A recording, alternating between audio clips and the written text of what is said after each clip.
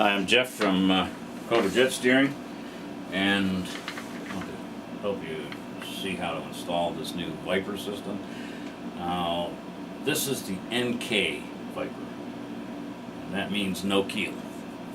So this system will mount on any of the newer nozzles or the early style nozzles.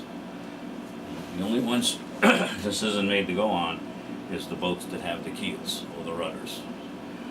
What happens is we put these fins way further apart than any other system, and that way we didn't have to make them go down far. And the reason for that is when you're turning, the closer to the axis, the less movement. So putting them out further means that they have more effect without having to have more fins. And the other thing we did is we made them with a planing surface.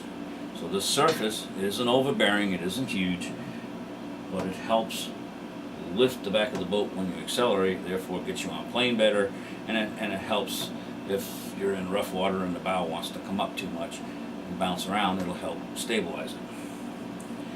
The other thing we built into it was the fangs, which go slightly forward to the pivot point, and they reduce some of the extra force it takes to turn the steering, and they help turn it for you. Now, the way this is made for the new style nozzles that have the castings, this is perfect because that's a 10mm boss just sitting there going to waste. So, what you do, the first thing you do is you get a 12mm wrench and you remove the original bolt from the bottom of the nozzle. On that bolt, you're going to see that there's a little collar that's real important, and we have to use that when we put everything back together.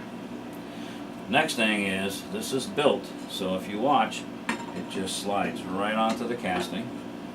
The fingers catch here, the front goes up here where the front hole is. So now what we're going to do is we're going to take, in the kit you have a new bolt that's got a 13mm head, you've got a thick washer, a spacer that's 5/8, and then this little bearing here that goes between everything. Now you're going to put that original collar back on. That's real important. You're going to use thread locking compound on the bolt right here. You're going to slide this into the plate, and then you're going to line it up. You can't see from this angle, but line it up, start it. Okay, make sure everything's going where it's supposed to. Alright, now, right inside this nozzle is where the bolt is going to come through, and this is tightened. So what I like to do is, just before you get to the end, I like to take a little bit of super glue, reach down in here, and just put one drop right in that hole where the bolt's going to come up. And the purpose in that I'll explain in a second here. Right now I want to do is take 13mm and just tighten this up. But you don't do the back until the front's tight, because the plate has to line itself up as you tighten it. And then, once you do that,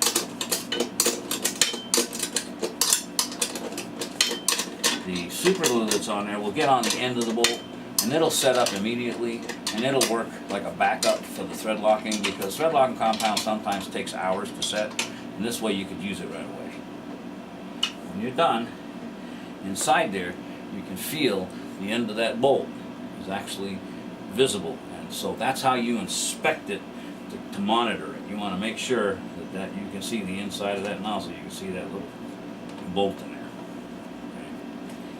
Next thing is we want to put this 10mm bolt with this flat washer right into this hole.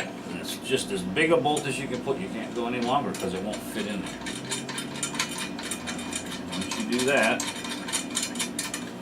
you take a 17mm wrench, tighten up that 10mm bolt. And you can really tighten this one up. That is secure. Okay, and that's it. It's installed. It's just that easy and that quick. Do it right on the boat. Now, if you have the early style nozzle, like this one, it doesn't have the castings. So what you do is you do the front of it the same way, and then you use these locking tabs. Well, I got a couple in here, but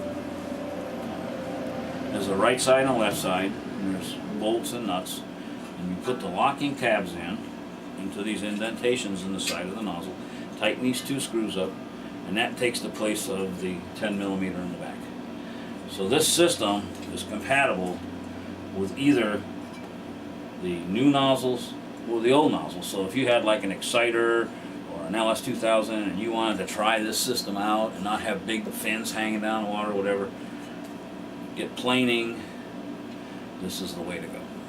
It's that easy.